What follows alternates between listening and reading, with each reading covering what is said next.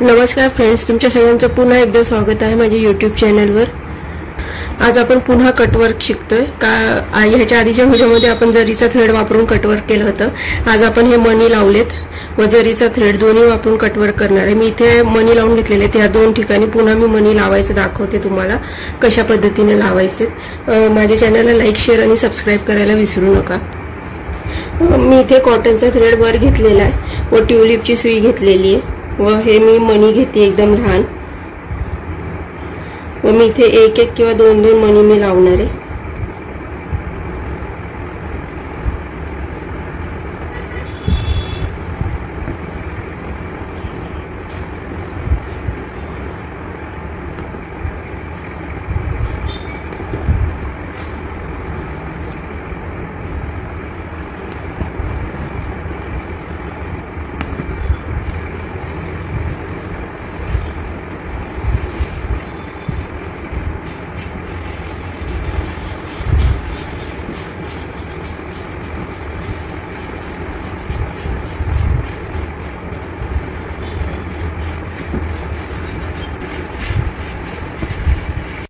मी इथे सगळीकडे मनी लावून घेतलेले आहेत व आता मी या आतल्या बाजूला व बाहेरच्या बाजूला चेन टाकणार आहे।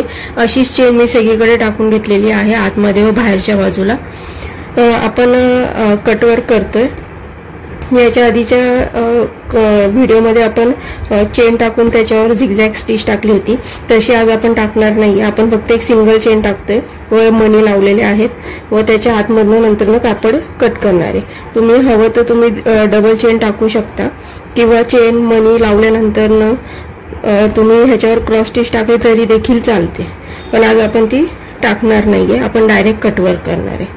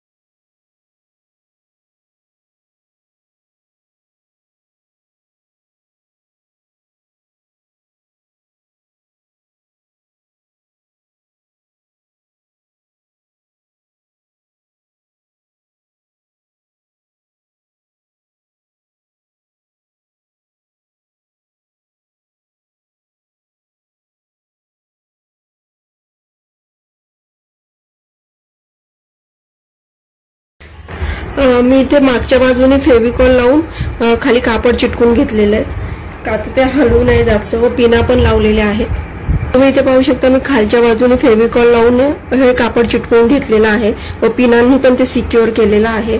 आता आपण पुन्हा या बाहेरच्या बाजूने चेन टाकणार आहे, म्हणजे ते फॅब्रिक एकदम सिक्युअर होऊन जाईल, ते निघणार नाही व मग राहिलेलं मागच्या बाजूने आपण ते फॅब्रिक कट करून घेणार आहे।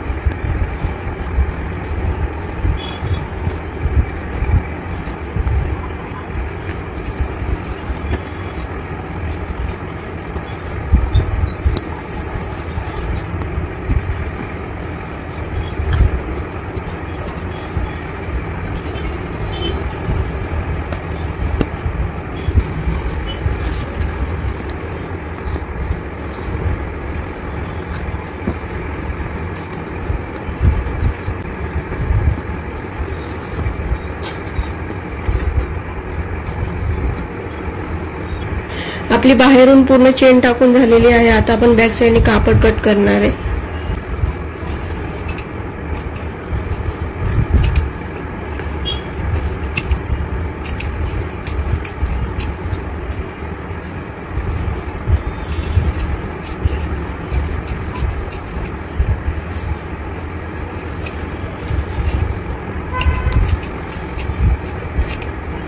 अशा पद्धतीने आपलं मणी आणि जरीचा थ्रेड वापरून कटवर्क करून पूर्ण झालेला आहे। भेटूया पुन्हा दुसऱ्या व्हिडिओमध्ये।